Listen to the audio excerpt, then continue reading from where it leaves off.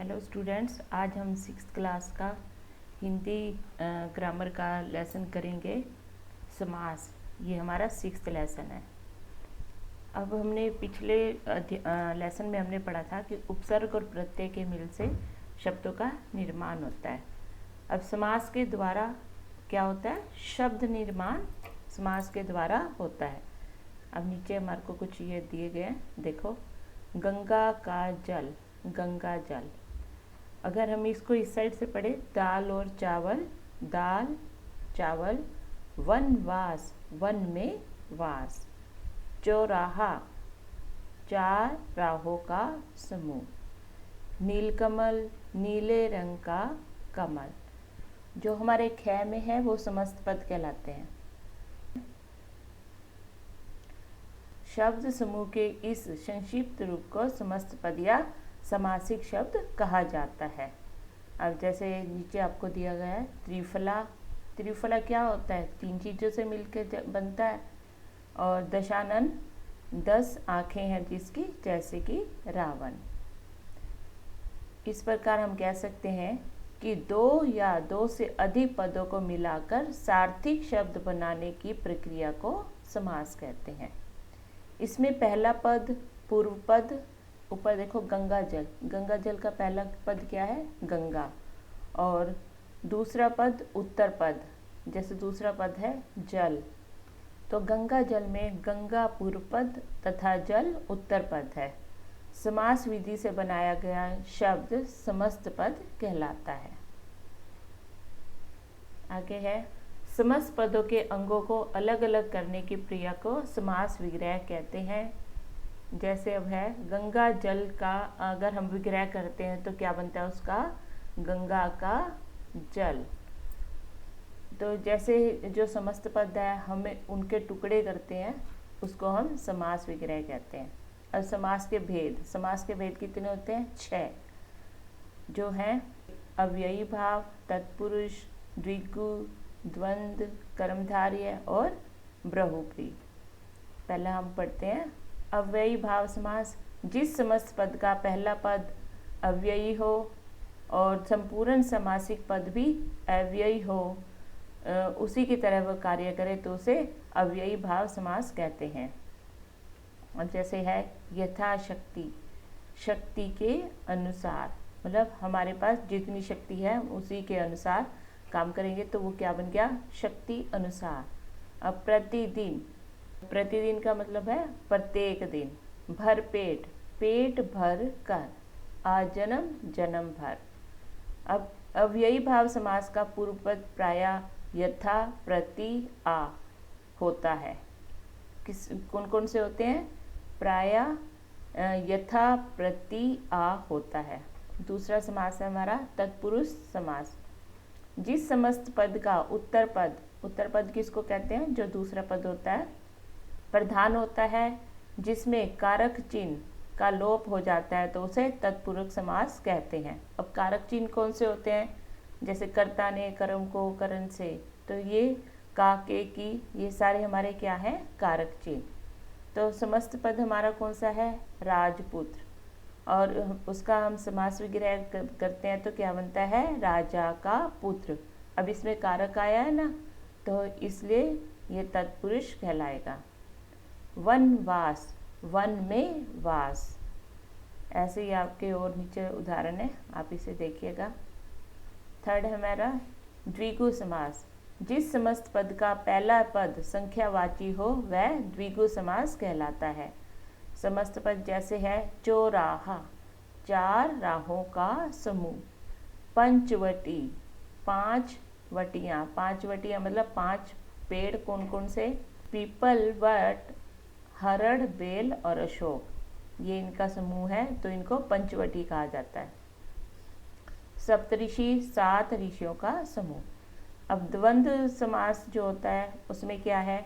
जिस समस्त पद के दोनों पद समान स्तर के हों, उनके विग्रह में और या आ या लगता हो तो उसे द्वंद्व समास कहते हैं।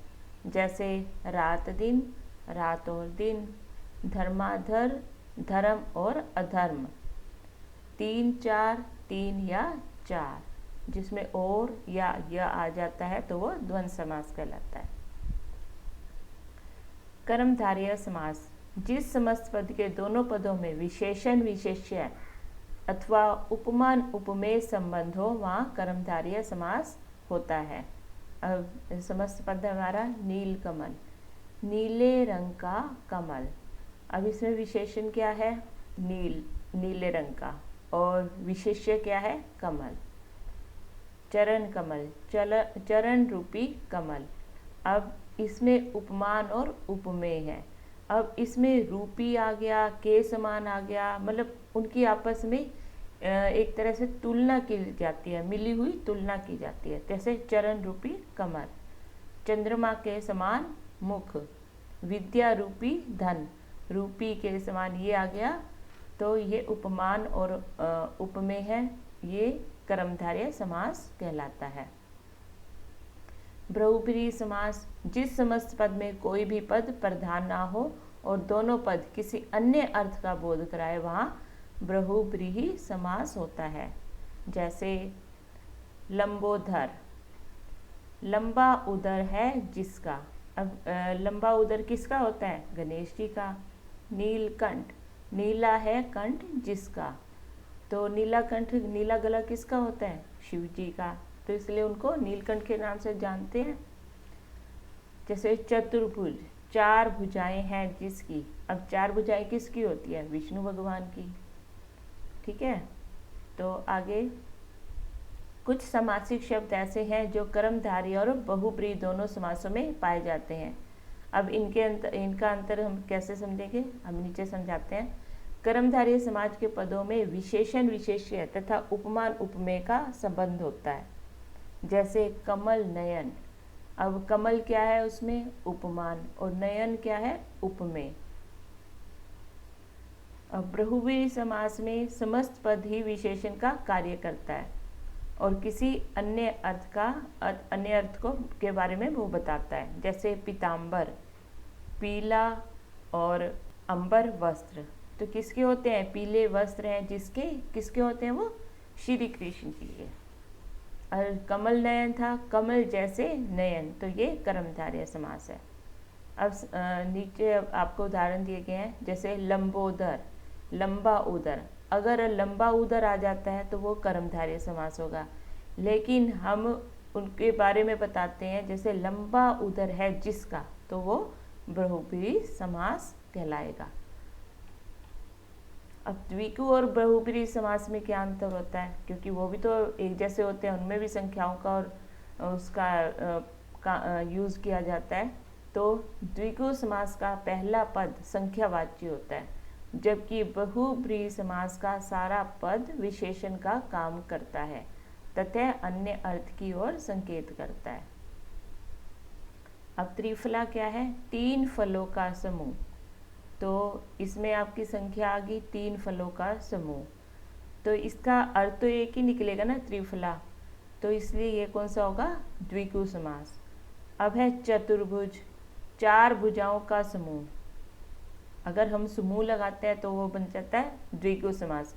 लेकिन अगर हम इसे ऐसे पढ़ते हैं कि चार भुजाएं हैं जिसकी, चार भुजाएं किसकी होती हैं? विष्णु जी की, तो वो बहुब्रीहि समास कहलाएगा। इन दोनों में अंतर समझ आपको आ गया कि जो द्विगु समास होता है वो संख्यावाची होता है, ठीक है, और जो बहुब्रीहि समास होता है उसमें एक नए अर्थ की ओर संकेत किया जाता है, उससे एक नया अर्थ बनता है। तो स्टूडेंट्स, हमारा ये समास का चैप्टर कंप्लीट हो गया। आई थिंक आपको समझ आ गया होगा। Okay, thank you.